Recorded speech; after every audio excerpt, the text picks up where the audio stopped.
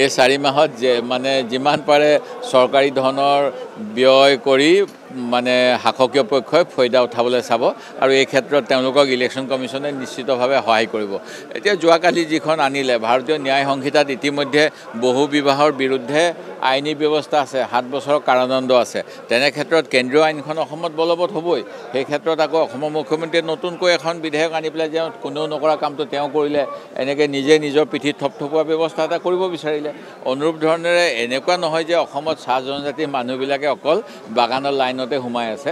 যিসকলে কাম কৰে তেওঁলোকে বাগানত লাইনৰ ভিতৰত থাকে, কাৰণ ৰাতিপুৱা তেওঁলোকে 7টাতে কামজাৰীত যাব লাগে। সেইকাৰণে অসম চৰকাৰে বাগানৰ স্কুলবিলাকো 7 বজাৰ পৰা দিয়া কৰিছে, আপোনালোকে মন কৰিব। কিন্তু অসমত বহু প্ৰাক্তন চাহ জনজাতি বুলি এখিনি লোক আছে। তেখেতসকলে আমাৰ গাঁও অঞ্চলত বসবাস কৰে, নামঘৰ পাতি বসবাস কৰে, খেতি বাতি কৰে আৰু তেখেতসকলৰ নিজৰ মাটি বাৰী সকলোখিনি আছে।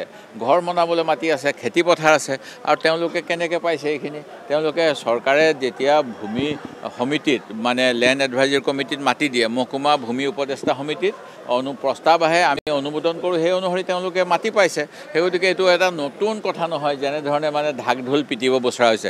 মই নিজেই জানো, মই সমষ্টিত লেণ্ড এডভাইজৰী কমিটিৰ যোৱা 11 বছৰ, 5 বছৰ কংগ্ৰেছৰ দিনত, 10 বছৰ বিজেপিৰ দিনত মোৰ সদস্য হোৱাৰ অভিজ্ঞতা আছে। তাৰ পৰাই মই ক'ব পাৰোঁ, আমি কাকো বৈষম্য নকৰোঁ, আমি সকলোকে মাটিৰ পট্টা দিবলৈ চেষ্টা কৰোঁ। অৱশ্যে শেহতীয়াকৈ বিজেপি দলৰ ফালৰ পৰা সংখ্যালঘুসকলক কিছু বাধা দিয়াৰ চেষ্টা চলি থাকে। সেই বিষয়ে মই আনকি আপোনালোকে মোৰ তথ্য চাব পাৰিব। মই মোৰ জিলা উপায়ুক্তকো অৱগত কৰিছিলোঁ যে অনিয়ম দিব নালাগে বুলি।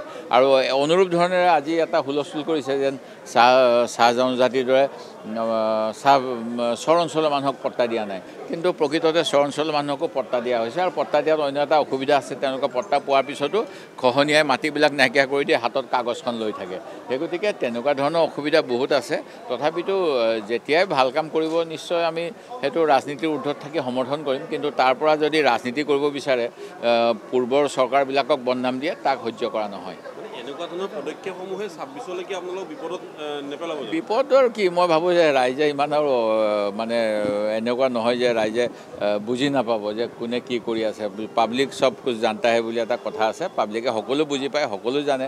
আৰু এতিয়া চৰকাৰখনে কিছুমান কাম কৰি আছে, কিন্তু ঋণৰ বোজাটো কেনেকৈ গৈছে? অসম চৰকাৰৰ ফালৰ পৰাই 42,000 টকা বুলি কৈছে আৰু ভাৰত চৰকাৰৰ ফালৰ পৰা কিজানি অতিৰিক্ত 1-1.5 লাখ টকা আছে। সেই গতিকে এজন শিশুৱে যেতিয়া 2 লাখ টকা ঋণগ্ৰস্ত হৈ জন্ম লাভ কৰিব, তেওঁৰ কাৰণে কিমান সুবিধা হ'ব। আজি পুৱাবেলাই মই কৈছোঁ, চৰকাৰে বহুত পুঁজি আবণ্টন কৰি আছে, কিন্তু আমি যোৱা সময়ছোৱাৰ যদি নেশ্যনেল ফেমিলি হেল্থ ছাৰ্ভে 4 আৰু 5কে চাওঁ, তেতিয়া দেখা পাম যে এই পুঁজি কিন্তু সদব্যৱহাৰ হৈছে নাই আপোনালোকৰো সন্দেহ হ'ব। কাৰণ মহিলাৰ ভূমি অধিকাৰ যোৱা সময়ছোৱাত কমি গ'ল, এনেমিয়া হোৱা মহিলাৰ সংখ্যা বৃদ্ধি হ'ল, ষ্টাণ্ট হোৱা শিশুৰ সংখ্যা বৃদ্ধি পাইছে। তেতিয়াহ'লে এইবিলাকে দেখোন চৰকাৰী পুঁজি যিমান আহিছে, যিমান ধাৰ ঋণ কৰি গাঁৱৰ ৰাইজক যোগান ধৰি আছোঁ বুলি কৈছে, তাৰ কেনেকুৱা ধৰণৰ মানে আঁচনিৰ এচিভমেণ্ট আহিছে। এতিয়া মহিলাসকলক উদ্যমী কৰিম বুলি কৈছে, কিন্তু যদি মহিলাগৰাকী কাম কৰিব পৰাকৈ সক্ষম হৈ নাথাকে আৰু এনেমিয়া হ'লে তেওঁৰ দক্ষতা নাথাকে, সক্ষমতা নাথাকে, তেনে মহিলাই কেনেকৈ কাম কৰিব? এইবিলাক কথাও ভাবিবলগীয়া।